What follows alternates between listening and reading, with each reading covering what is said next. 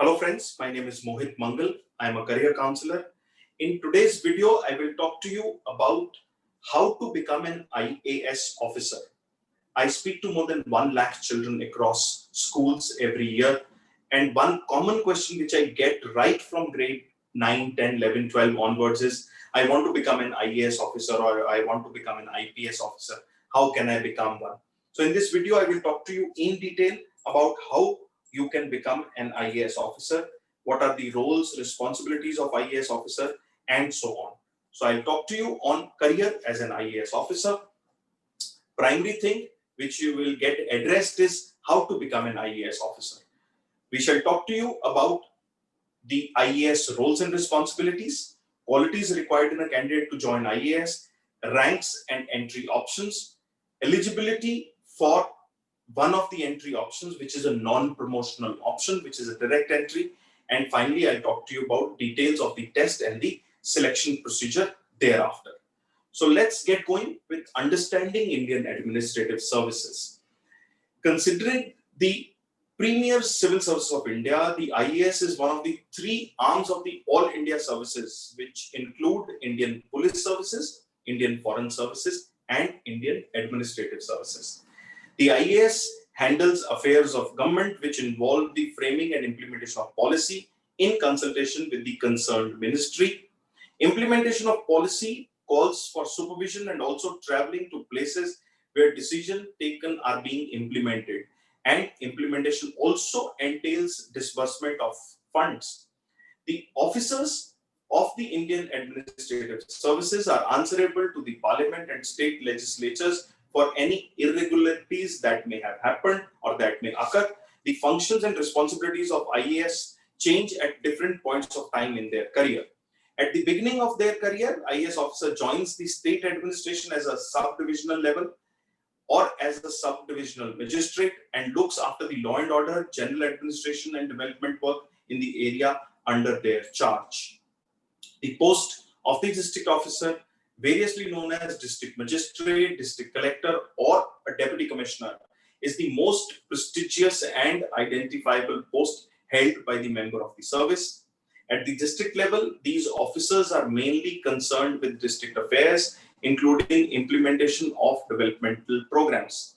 During the normal course of a career, the officer also serves in the state secretariat as the head of the department in public sector undertakings. Officers from the Indian Administrative Services working in the state may go on deputation to the center and come back again to their state cadre. The main work of an IAS officer at a center shall involve formulation and implementation of policies pertaining to different areas, which may include finance, commerce, education, industries, sports, telecommunication, and so on. Let us understand that what sort of a candidate is the right candidate to go ahead for preparation and then joining of the Indian Administrative Services. One needs to be a very good combination of academic and people orientation, extremely good with reading and remembering, good at interpersonal skills, ready to work in very high pressure situations, ready to handle crisis situations, needs to be disciplined, adventurous, and should be ready to follow directions of their seniors. I will start making you understand the ranks in the IAS cadre from top to bottom.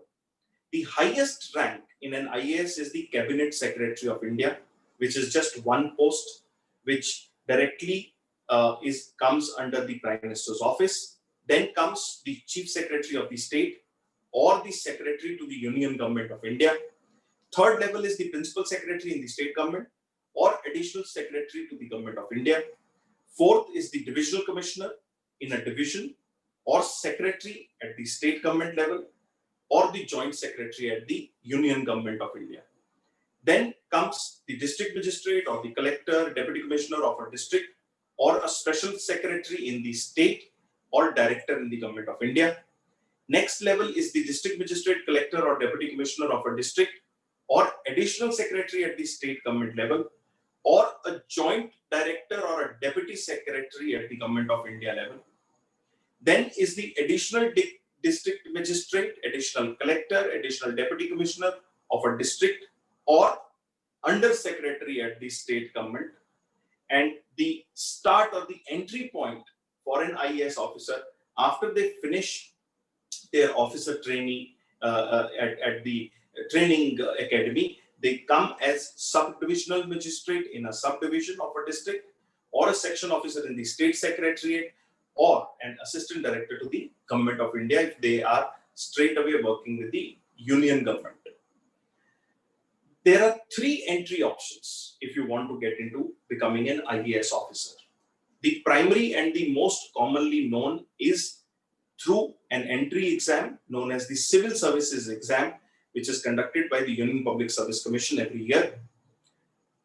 Then there are also people who get promoted from the state civil services to become IAS officers.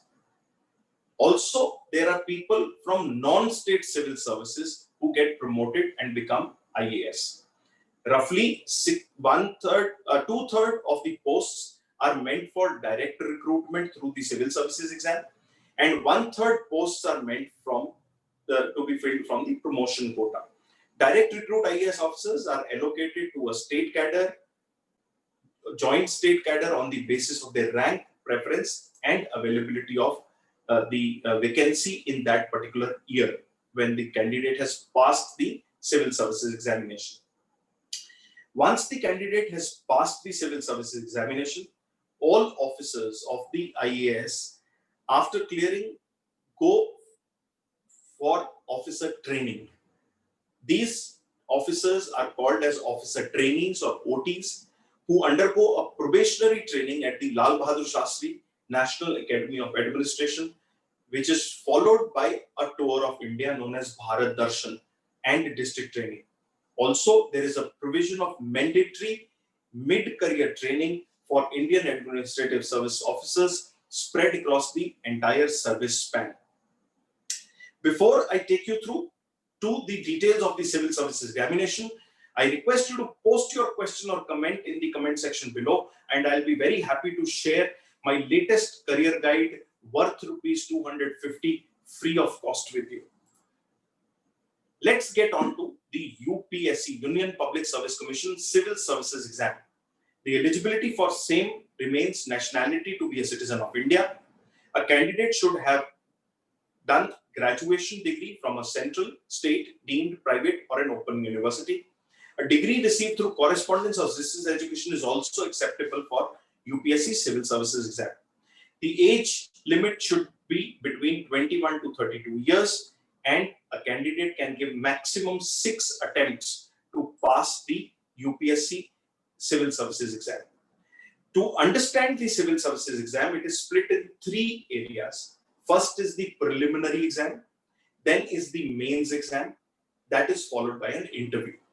So the details of the preliminary exam is, it is a 2 hours each paper. Paper 1 consists of general studies with 100 questions, 200 marks, and paper 2 consists of the civil services aptitude test, which will be basic mathematics, English, reasoning, 80 questions, 200 marks. Paper 2, which is the CSAT, is qualifying exam, which requires minimum 33% marks to qualify for the CSE mains, that is Civil Services main exam. The marking is 2 marks for the right answer in paper 1, 2.5 marks for the right answer in paper 2, and 33% marks shall be deducted for an incorrect answer. Once you clear the Civil Services preliminary examination, you are allowed to appear for the Civil Services main exam. In this, there are total 7 exams, which are of 3 hours duration each. They are pen and paper based exams. Paper 1 is essay writing, 250 marks. Paper 2 is General Studies 1, which shall include Indian heritage and culture, history and geography of the world and society. General Studies, paper 3 will be General Studies 2, which includes governance, constitution, polity, social justice, and international relations. Paper 4 shall be General Studies 3, which shall include technology, economic development, biodiversity, environment, security, and disaster management. And paper 5 will be General Studies 4, which include ethics, integrity, and aptitude. And as you can see, all these 5 papers are 250 marks each. Then come paper 6 and paper 7. These are two optional subjects which you have to pick up from a list of subjects, which I'll share with you in the next slide. Each one of these papers again contain 250 marks each. So the subtotal of the written test of UPSC mains is 1750. Then comes the third stage, which is the personality test or the personal interview stage, which is 275 marks. So the grand total of the UPSC Civil Services main exam plus the interview comes to be 2025. And candidates who qualify the mains are called for personal interview. This number is almost twice the number of vacancies which are published for that particular year. Coming to the optional subjects, for paper 6 and 7, one can choose 2 subjects out of agriculture, anthropology, chemistry, geography, history, political science and international relations, commerce and accountancy, economics, management, mathematics, mechanical engineering, psychology, public administration, sociology, electrical engineering, physics, zoology, medical science, animal husbandry and veterinary science, botany, civil engineering, geology, law, philosophy, or statistics. I hope this video gives you quite a detailed insight about how to become an IAS officer. If you're confused about your career, you need career counseling, please connect with my office at 76001111. You can follow me on Facebook, Instagram, YouTube, or LinkedIn at IQUEMOHIT. My website is mohitmangal.com. And before I close, don't forget to put your comment or question in the section below. I'll be happy to share my latest career guide worth 250 rupees free of cost with you. Thank you so much. And I